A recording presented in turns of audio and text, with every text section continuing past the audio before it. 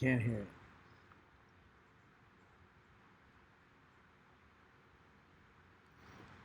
All right.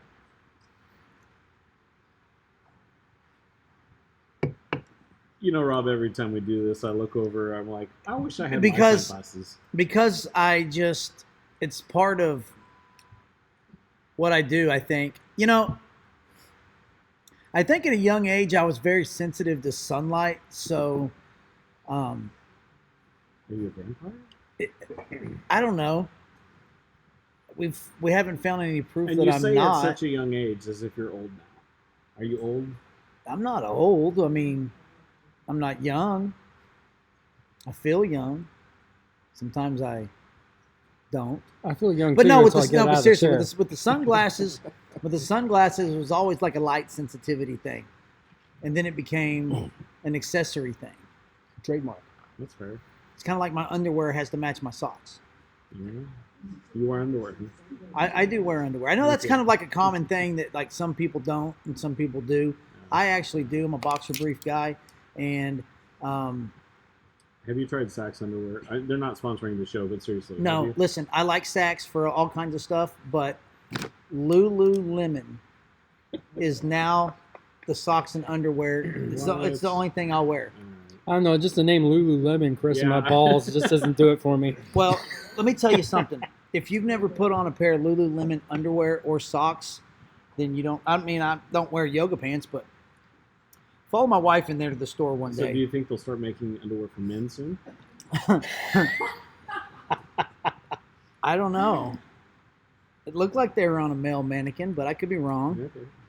Maybe that's why my kids laugh at me I don't think you can ask when that. I wake up in the morning. I don't think you can ask that question anymore. Excuse me, sir. Are you a male or a female mannequin? What's up, Midlothian?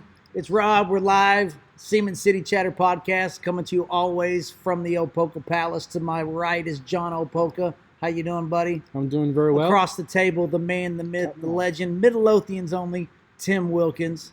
Hey, And man. we've got, and I'm just going to tell you guys right now because I want you to know what we here at Cement City Chatter Podcast have done. To my left is Sean Wilson. He's about to open up Wilson Seafood in Founders Row. I got him sitting right here, Midlothian.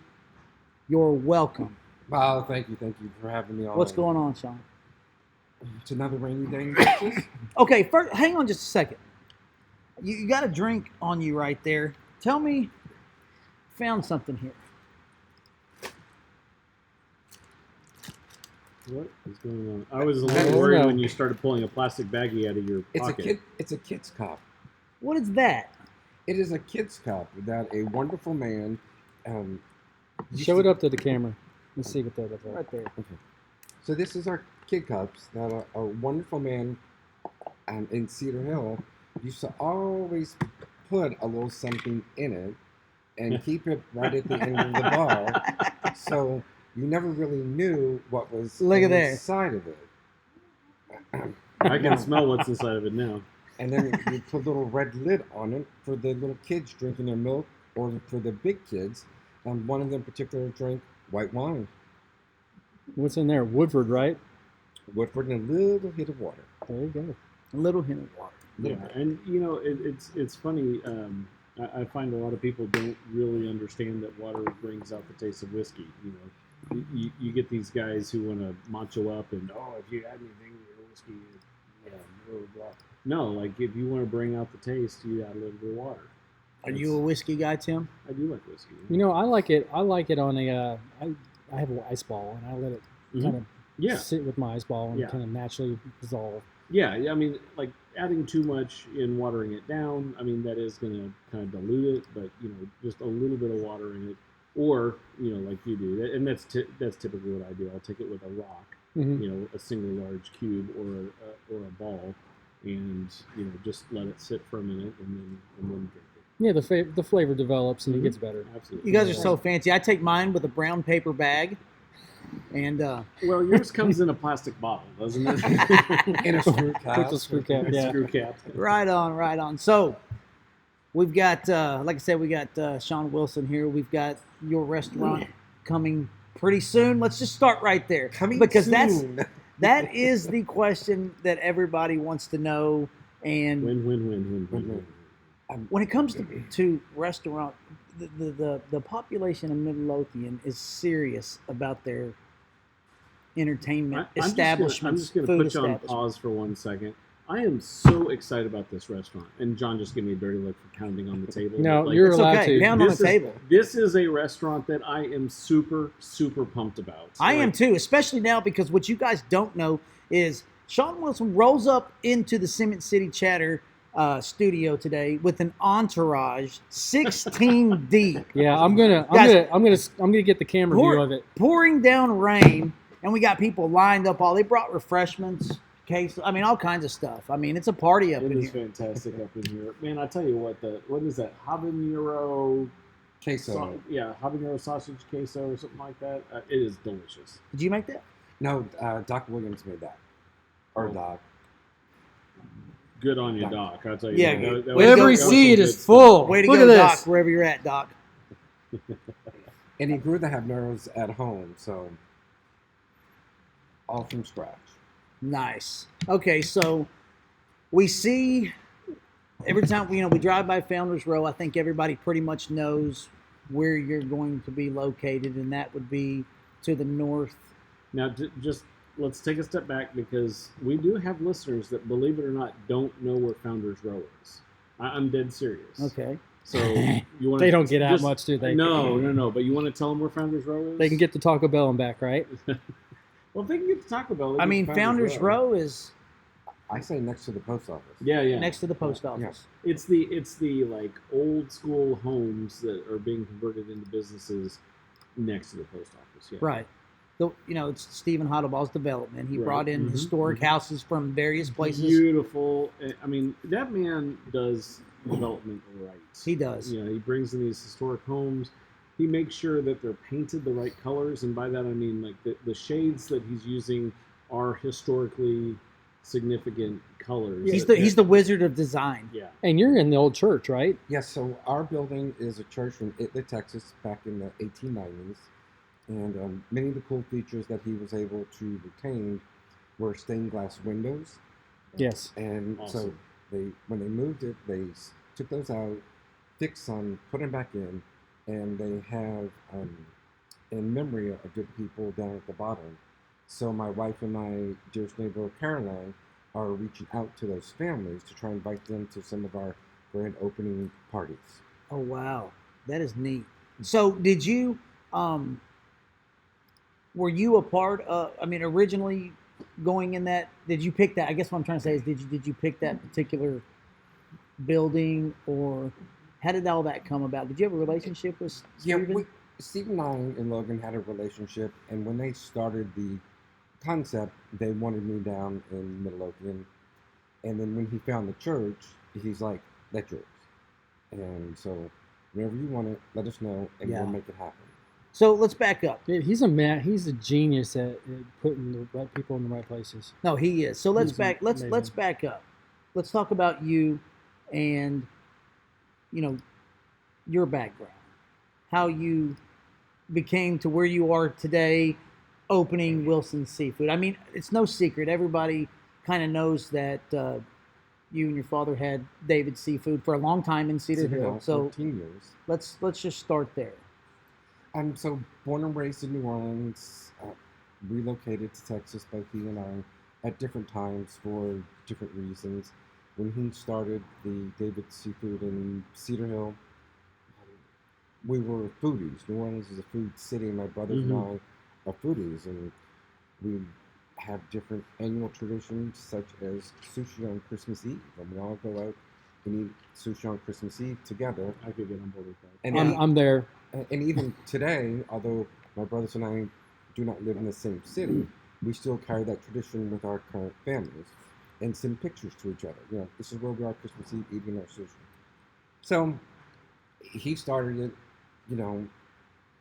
great values because he was active in the community. It wasn't just about having a business, it's about being involved in the community. And we were helping more so behind the scenes. And I was the only one who lived in town.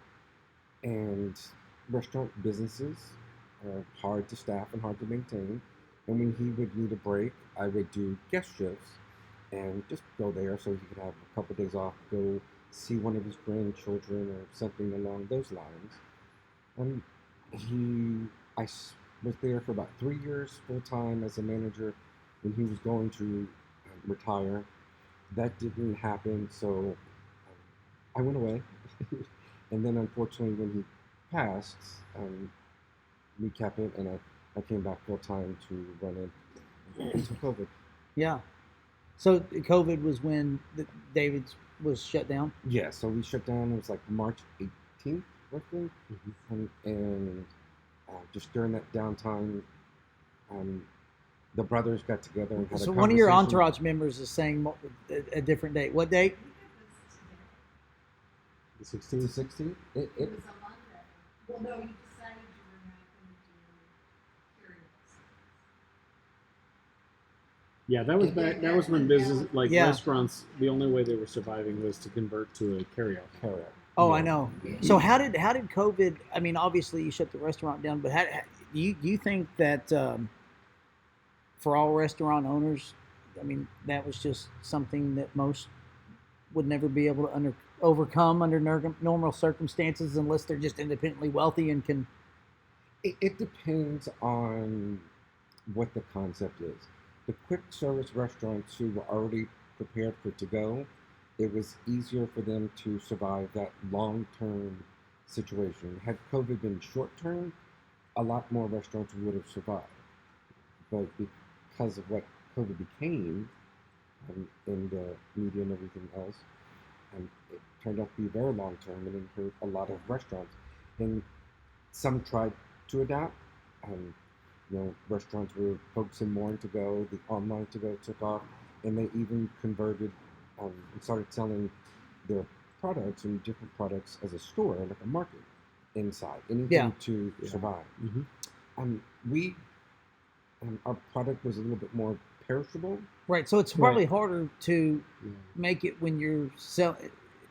The difference between selling a 30-cent chicken nugget versus a $22 fillet of specialty fish that was caught fresh. So your halibut, just any fish, halibut, salmon, whatever, it has a shorter shelf life. And then so you're not going to be moving as much. And in my opinion, any to-go food doesn't taste as good as when you sit down and eat it. Yeah. So you're losing that quality. So not many people are going to go in there and pay $20+ for an entree and then take it home and not have that quality. So. Well, during COVID, were the fishmongers, is that what they're called? Yeah. Were they running frequently, or was the supply was kind of hard? Did you have supply chain issues early? We didn't have supply chain issues early, and there was a lot of hype from my perspective about supply chain issues. I agree, 100%. Because all the restaurant people that I know locally, as well as when my wife and I were traveling abroad, no one complained about getting anything. Okay. If there was one issue that somebody said, and I think we were in Fort Lauderdale, it was about thing wings and the price of wings, and it really wasn't an availability. It was just the price was jacked up so much. They could still get them, but it was costing a lot. And they've continued to go up. So incidentally, wings have just gotten worse. But Well, it's because that chicken pandemic or whatever's going on. There's always something going on. So there's always something going on to raise the prices of something. So roughly 3 years ago, you guys shut down David's in Cedar Hill. Yes. So about what point did you start gearing up for the new venture and the move? I mean, 3 years is not a lot of time in preparation. The scale of preparation to pull something like this off. We had been talking about it and considering the possibility of 2 locations. And then at the same time, at David's, prior to COVID, we were revamping the menu, and we were about to roll out a revised menu. So it kind of coincided well from a lot of perspectives, is because now what we're going to be using at Wilson's is that revamped menu. And then there's verbally a big demand for brunch out here. Well, that's something that we started on Sundays at David's by just on our Blackwood special, having different brunch items. You're gonna and have a testing. brunch on the weekends? It'll just be Sunday, Okay. and it'll probably about 6 months after we're studying, have all of our systems down and firing on all fours. You know, we're gonna go through great expense by hosting 3 pre-opening parties where people don't pay for anything. One will be a fundraiser, one's family and friends, and one is just for our regulars, my entourage, which is nothing else compared to what's here. There's a lot more. These are the core ones. That So where do years. we fit in? Talk to Nana. Talk to Nana. Well, maybe can I be a Take plus advantage of one? Yeah. Oh, wait. What about the rest of us here? And so then I'm not sure how I'm gonna figure it out quite yet how to do the grand opening, but there are still a lot of things. Everything's new. So although the food's not, and 80% of the kitchen staff is David's kitchen staff. Oh wow. So Really? right. So preparing the food isn't, but one of the things is going to be like the equipment's on there. Sure. And so we had a seasoned grill, and so now the hamburger that you had at David's is going to taste different because that grate is brand new. Right. Right. That's a and real thing. yes, I actually saved the grates, and I'm hoping that they fit on my grill up here. How about that? Nice. Yeah, well, I knew that. Yeah. That is important because it's just like when you use cast iron, brand new cast iron versus something that your grandmother had. Yeah. It tastes hugely different. Yeah. Well, and it's actually really inspiring to sit here next to someone who is an expert in their industry and be able to know those kind of things. I swear I thought you were talking to me for a second. You're an expert in certain things, but I'm going to go with him on cooking. So yeah. Shut up, Rob. But no, it is really inspiring to sit next to somebody who is a master of their craft and can look ahead like that. Oh, okay, I'm going to shut down my restaurant, but I better save these grates because that is what a lot of the taste is based on. Thank you. Yeah, it's definitely not something the normal person would think of, I don't think. No. But, so what are some of the differences, I guess? I mean, because you're your own person, is alike you and maybe your father were, and I'm sure there's plenty of likenesses. What are some of the differences that, back then you'd have thought, if this was me, I would do this, that you're able to do now? Get rid of the roast beef. Now I had to bring that up at some point. I hear it was Yes. amazing. Get rid of the roast beef. Get rid of Samantha's cheesy flounder. And a lot of it is, I don't know how to explain it. There's you're just different. You have different experiences, and you see things through different filters. And my brothers and I, and my father, when he was with us, we again, we'd go out, and as we do with our friends now, we're ordering like 6 entrees, and we're taking a bite or two. And then, yes, it does sound wasteful, sorry, but it's our livelihood, and so we have to know what to do. And so you just taste them, and you're critiquing it, and it's too spicy. It's not spicy enough. Like example of something we did in the restaurant, the alligator, which is something that we've added to the menu. We went through about 3 cases of alligator meat. Sergio and I trying different breadings, and so we would put the recipe together, fry it up, and sample it with our table, sample it with the staff, sample it with our family and friends to see what they liked, what they didn't like. I liked the second to last version, which was the spiciest version. Everybody else said, no, too spicy. So we took it down a notch, and that's what the people at the table liked. And so it's really that we have the opportunity to interact with our guests and get them involved and get their opinion of what's going on. It's not really my place, it's everybody's place. And that brings me to what I was about to say. So in Cedar Hill, you guys were able to, and I don't want to use the word cult following or anything, but man, you were able to just compiled this massive group of regulars. I mean, you have an entourage here, and like you said, it's a small fraction of it. But I know other people. I mean, not only my mother, who's a friend of yours that spent a lot of time in your restaurant in Cedar Hill, and all the other people, but I know others. And depending on where they live demographically or geographically, I'm sure they'll continue to come out here to Midlothian. But all the other new people that are going to get to experience this, I mean, that same atmosphere still is what you are going to be looking for, because you might end up with overflowing out the front door. Well, they can overflow at the front door, but they're still there. So what are we doing to accommodate them? Man, we got some real wind out there right now. So yeah, sorry about that. Forgive us, guys. We are in tornado watches right now. And so then, just like on the busier holidays, you're out there, you're passing them a little nosh. So instead of the little things that we give away at the table, the shrimp spread, the fried grits, you go give it to them outside. And they're still your guests and your friends, and you wouldn't. Oh yeah, I mean, I know you're going to take care of them in that aspect. I just meant, I meant, obviously, you have an atmosphere that really. You're going to pause? We're going to pause a second. Okay. Guys. We'll be right back. We're going to go, when we come back in, we're going to talk about the atmosphere. And what I meant by that was like, again, The culture. the culture, how you Culture. develop the culture of your restaurant to be, to where people want to follow you around and go watch your podcast. All right, be right back.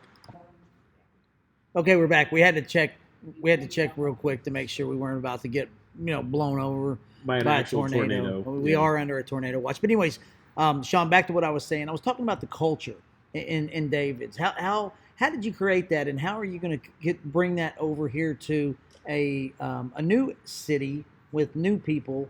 I guess it got so commonplace. You'd see the same people all the time, and now you're going to bring it here to Midlothian, and It's going to take a while to develop that culture. My father was successful in developing there, and then we will simply develop it here.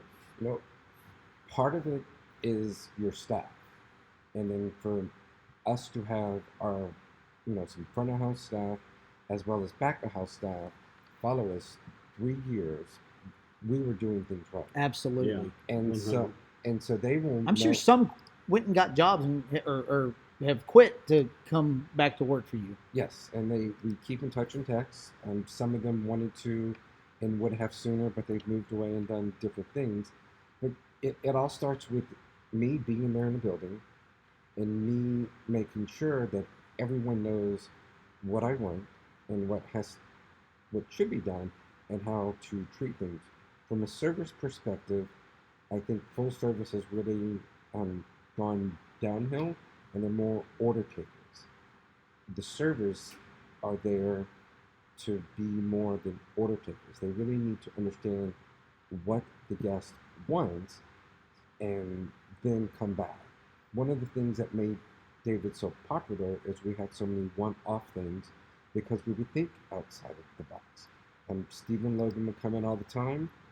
We had a regular server. One day she wasn't there. A server said we couldn't do pecan chicken because pecan chicken's not on the menu. Well, we have pecan trout, we have pecan salmon. Why can't we do pecan chicken? I told the server. Well, it's not on the menu. I said, but that's not what we're about. We're going to do pecan chicken. We already got the person. I cannot wait for this restaurant I to know, open. this is incredible. Man, And that's what it is. So as long as we have the ingredients, because we do it from scratch, we can do it. There really isn't anything we can't do. Yes, there are times when I've had to tell guests no because we're just like slammed or the kitchen's behind because we're short staffed. And I'm like, sorry, just not now. You're communicating to them, and part of that communicating is listening to them.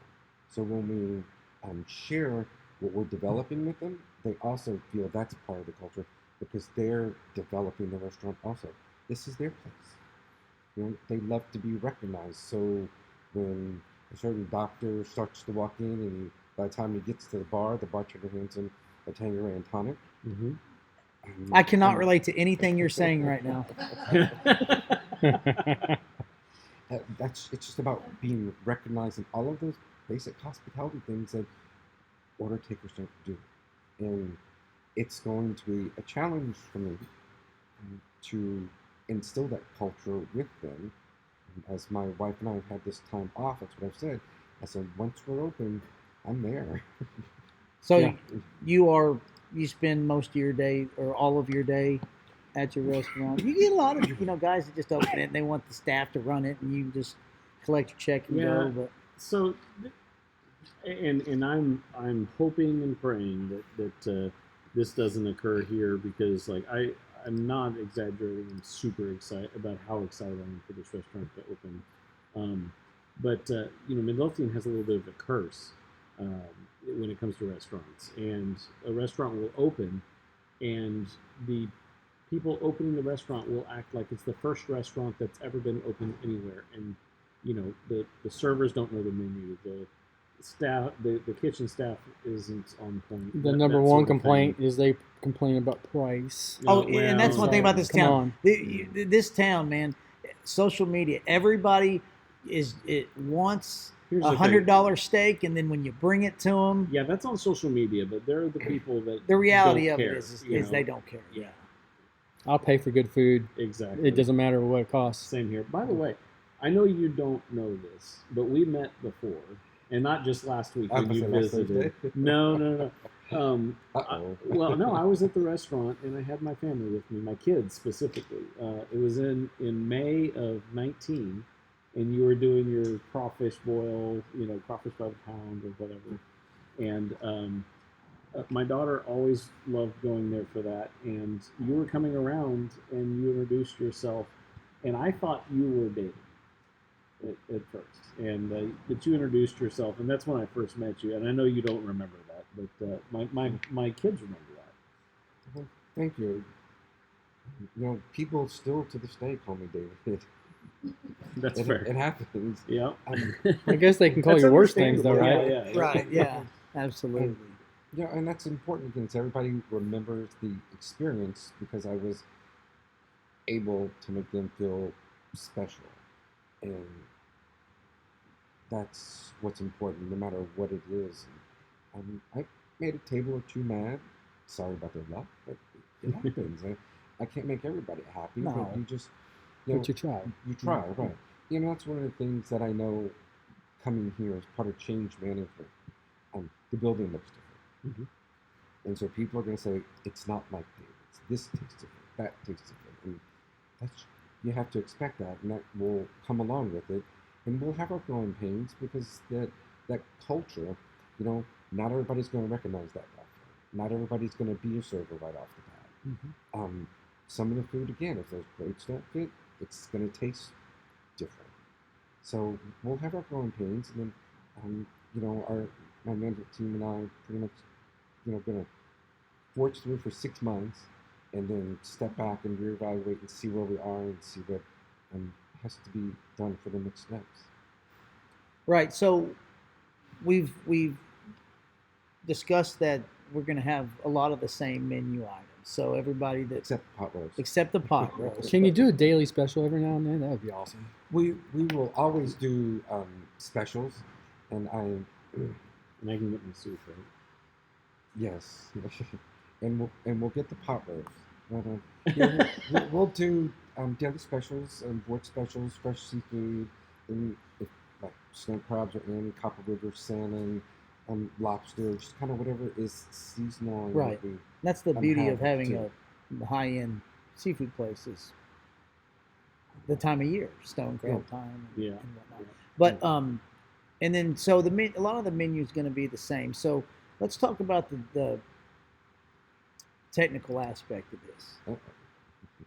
As far as getting the building ready and where you are today, have you had... It's funny because you were here when we just had our other podcast with David Hurst. He's running for city council, and I think you spoke to him after his podcast, and we'd asked him because during the rain delay. Yeah, yes. We'd asked him this question, and it just so happened that you were already sitting there, about people that are bringing businesses into Midlothian. What's been your experience, honestly, with the city and getting your restaurant off the ground? I really haven't had any issues. I with the city, everything that I've been told from working with Stephen is the issues and the delays are elsewhere. Yeah. Equipment and stuff. Not even equipment because, because of the construction delays. Gotcha. He has a storage facility with 2 containers, and I ordered all of my equipment, and it's been sitting in 2 containers until I was given the go ahead to. So you already have your restaurant equipment. Yeah, For the most part. Yeah, I already have it all. Then actually, we started installing it this week. Yeah, because So you we're getting remember your neighbors over there at the porch pour. That was something that they had one of their trials and The tribulations. beer was coolers. getting the equipment and stuff. Yeah, when they opened. I didn't have any of those issues. That's good. Very That's fortunate. good. So when do you? I mean, let's ballpark it. Are we eating there this summer? Are we eating there this fall? Are we in 2 weeks? Man, And we're not going to hold you to anything. But you've got a whole entourage of people that are waiting. You've got a whole entourage of people that are sitting here just wanting to know when the bar's going to open. Mainly Nana. The number one question I'm asked when I run into people out is, when are you going to open? I'm getting email and text, and we try to communicate with the people who have signed up from the website. They're telling me now May. And What's the website? WilsonCP.com. Thank you. I'll be back in a second. And when you go to the website, Sean was telling me when you go to the website, that's where you can sign up for one of the grand openings, and I guess you'll do a lottery or something for. No, the pre-opening parties are different than the grand opening. The pre-opening were special people like Nana. Yeah, and her +1. Well, Let me tell you something. You're Wait a moving minute, into hang brother. You're moving to Midlothian. There's nowhere you can keep me out of.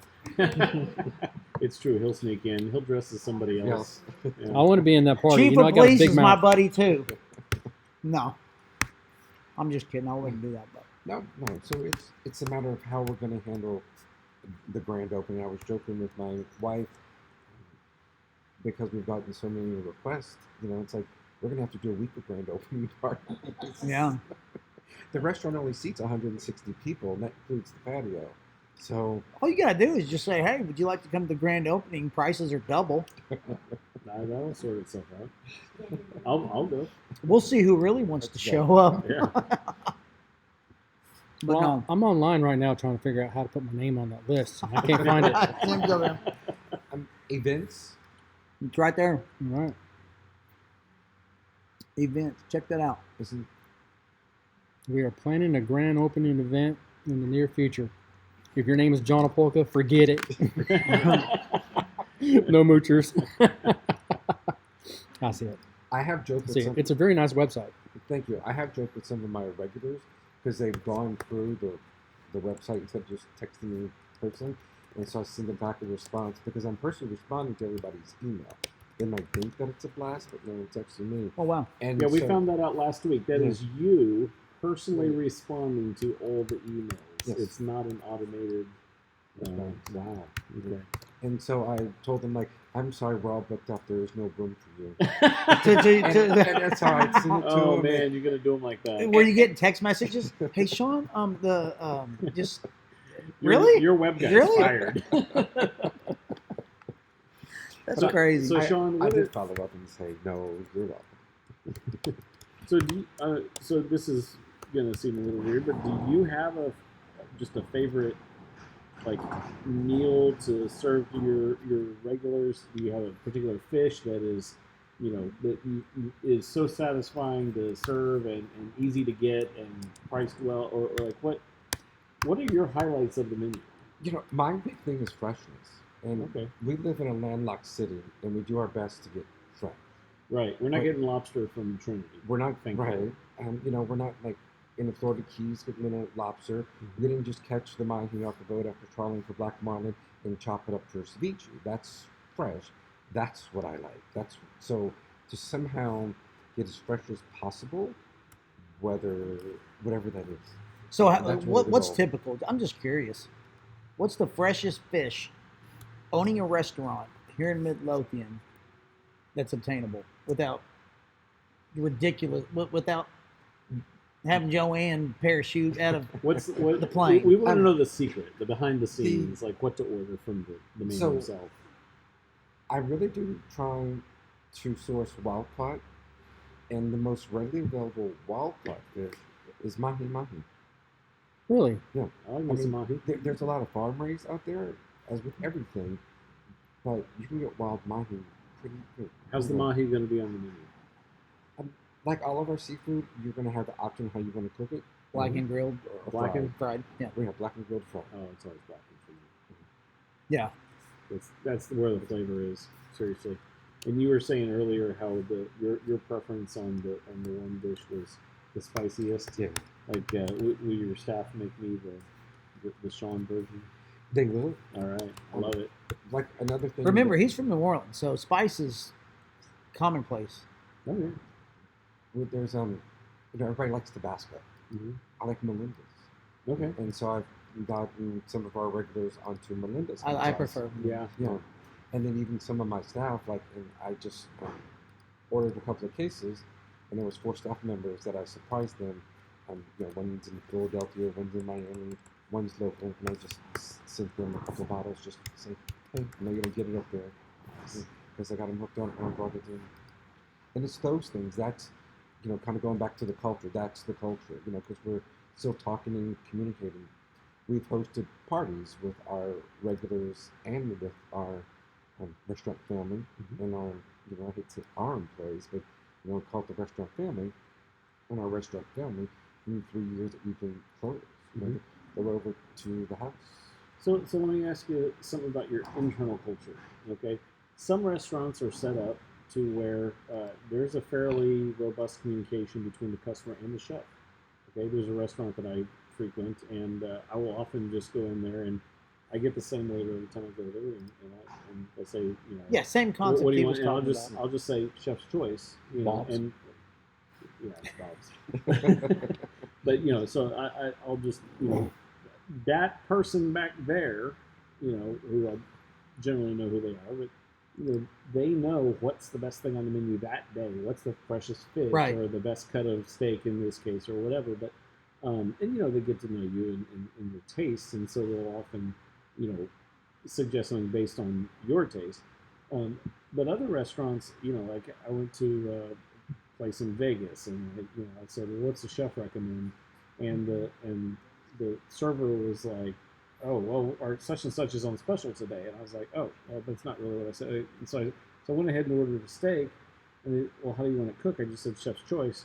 And they said, okay, so medium rare? I'm like, okay, then maybe you didn't ask the chef. And so, I think a lot of places, educate their front end staff to where they can handle a lot of those types of requests. But how are you guys set up? I guess it goes back to the culture, because we can do that if the person wants it. It's just a matter of getting to know them and getting to know their taste. Yeah, he's right. Yeah, as Sure.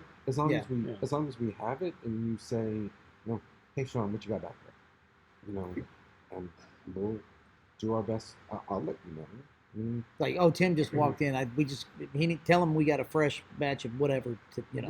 Okay. Or before he orders his regular, because he likes this one. Okay. Well, I like that soup you got. There's a limited number of things, so we won't even put it up on the board. Sure. And I'll say, hey, we got this if you want it. So do you frequently have a lot of off-menu things? Yes.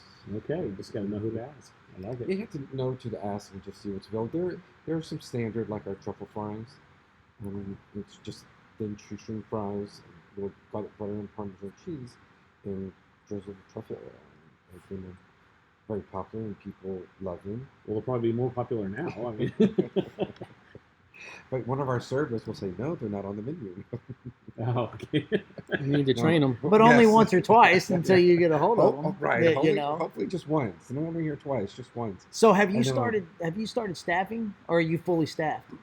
The kitchen, we started staffing. The kitchen's pretty much staffed. 2 bartenders, a couple of possibilities from the old staff. And like I said, we're getting a fair amount of responses from the community. Yeah, that's what I was asking. How's the community? Yeah, who are saying, we've heard y'all open, and I want to, work there. I think this is awesome. Maybe it won't be as difficult as I thought. Oh no, everybody wants to be a bartender in this town. So. Yeah. There's a lot of money to be made as bartender in this town. Let me tell you. There is. Well, what happened to our bartender we used to have here? She got real pretty, and she was already real pretty, but she was pretty before Rob. What I mean is she got pretty busy. She got pretty busy with obligations and trying to clean up Rod's messes all the time. All right, we're he's talking about my wife. We're currently hiring for a bartender for here at the Cement City Chatter podcast. Yeah, we need a bartender. Yeah, getting up and getting her own drinks. It doesn't pay well, but we'll make you famous. Well, I don't know. Or at least infamous. The entertainment is worth it. Well, you've got the entourage. I'm sure we can get a refill somehow. But no. So, what you got, John? Well, as far as being where you're gonna be located in Founders Row and everything, is there any? Do you know who's gonna go next to it, or does he have any plans of who's gonna be right around you? Me. Just you? Right. I mean, but is there a stipulation? Another restaurant next door. So there is, if I remember correctly, the house that's going next to us on the west side is the Anderson House, which is a local house from somewhere in Midlothian. Uh-huh. And then he has the little house at the corner of Avenue F and 12th, whatever that is, where the parking lot is. Right. And so I have long-term plans to do other related concepts, such as a bakery, but more on the bread side, or expanding. I heard a rumor you were a baker. Like personally, like you could really bake. I enjoy baking. My wife is probably a better baker than I am. I mean, but I love cooking. I mean, I can sit there and cook anything and just have fun and play with it, and that's that.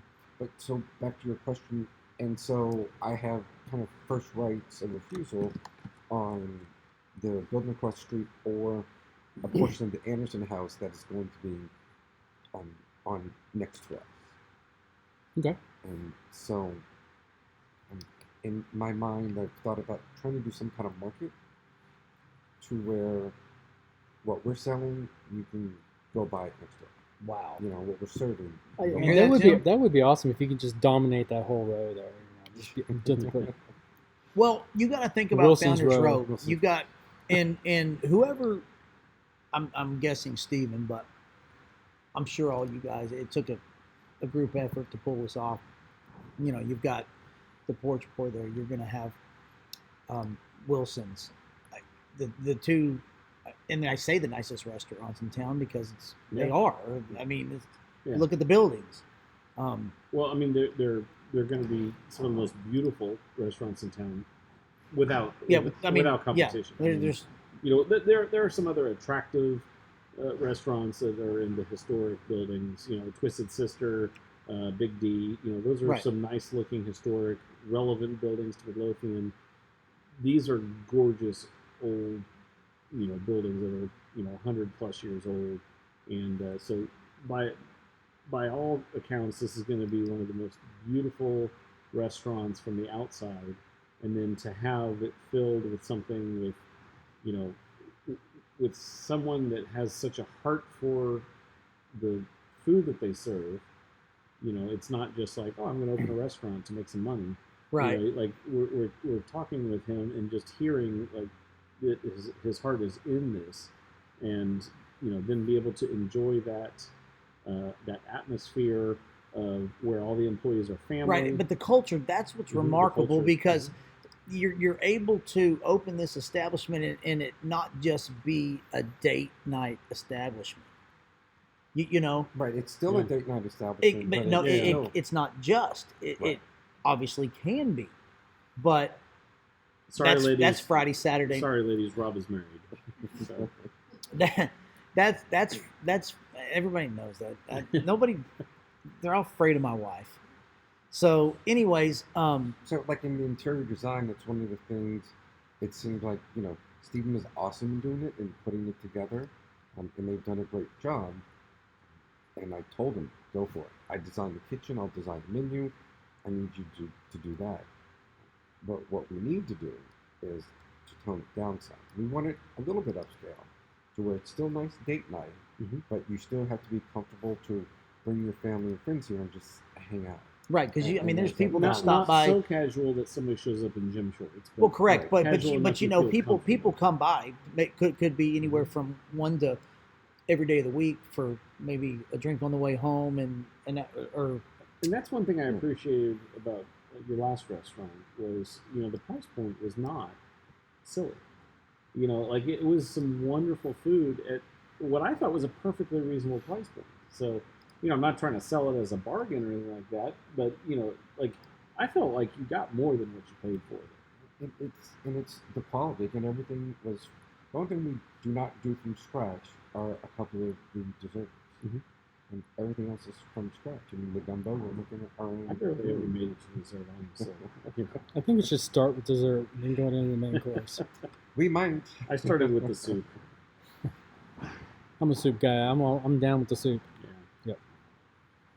I don't know. I just like to eat. That's probably what I miss most. If there was one item off the menu, it's the gumbo. Okay. Yeah, I do miss the gumbo. You're not gonna have that on the new menu. Oh no, we will. We But it's no, just come like- on. Oh, what you You missed can't- from? Yeah. I can't We keep know gumbo. someone we might be able to talk to and get it back on the menu. Mhm. No. This is just exciting. I mean, I don't think you realize. I mean, you obviously realize. I'm gonna tell Rob a secret. I'm not joking here at all. Rob has been talking about this show with you on it for probably before you were booked. I mean, he was talking. Oh, I think I can get him on, and I'm super excited, but Rob is. Woo. But you got to think because I Founders paid Row's a big thing. Oh, okay. Is I that paid what him. you Did pay he him? share it with you guys? Okay. Well, He didn't it worked. You didn't share it with him. Why didn't No. you share it with him? The most greedy, unhumble person you've ever met in your life. No, I'm just- I don't know. Rob lists narcissism on his resume. I have to follow his locations to see Key where qualities. he's going, and I'm being left out on. Right. We don't have a FOMO. We don't have a fear of missing out. With Rob, we just know we're missing out on something. Yeah, he's at dinner, just really nice place, and his phone rings. He goes, "Oh God, you're watching my location, aren't you?" Yes, sir, I am. What am I missing out on? No, but No. yeah, the excitement for the restaurant. I mean, having you on here has just been palpable, and talking to you has certainly lived up to Rob's hype. but we've got to just put you in the corner for a second. And what are we shooting for? Let's just not holding not holding you to anything. May. May, you heard it. All I can say is all May. right. We're looking at May. May. I didn't say what year. That's a trick. Fair enough. Yeah. Hey, I got excited. when's that It's not gonna going to be- be too long. I can't When's that imagine gonna be rent done? is Tuesday. cheap over there. Tuesday. When's it gonna? Tuesday. Tuesday, Which Tuesday? I don't know. Next Wednesday. the second Tuesday of the week. Okay. You guys are great to have me on. Y'all made it very relaxing. As I said before, I was a little bit nervous, but it has been. It's Were you flowed very nervous well. for no reason now? Do you realize Well, that? you've known Rob for a while. You met us last week. I just and met him you're the same and time you're you met drinking him. Whiskey, so I mean, we lined all the planets up that we could. So. I naturally overthink things. I try to over prepare. I told him, I said, hey, Sean texted me, he wants to come by. And because when you said, can you have time this week to talk? I was like, sure, you can call me anytime. Now, Man. My- yeah, we've had a lot of candidate. We're doing all these interviews, like you saw the last couple of weeks with local candidates, and a couple of them have wanted to meet beforehand, and I think there's some suspicion, like, oh, they're trying to ambush us, or surprise me, or they have an agenda or something like that. And I get that from candidates, but you're the first one that wasn't running for anything. It was like, oh, maybe I'll just It sounded come like- by soon. That's why sooner than I'm like, later. Yeah. surely he's walked. He can just check out the Stephen Heidelball podcast or the Conor Nash and Purple yeah Report. I mean, exactly. The very first thing I thought of was, what did Rob say that really scared him off? Right. I just overthink things. Well, Man, it's all good. it's great that you're here. Yeah, we really appreciate you spending time with us and letting us get to know you and your family and your entourage. Yeah, we're gonna continue the It's party special. after we sign off. We got that habanero queso dip, which is insanely good. Gonna finish that up.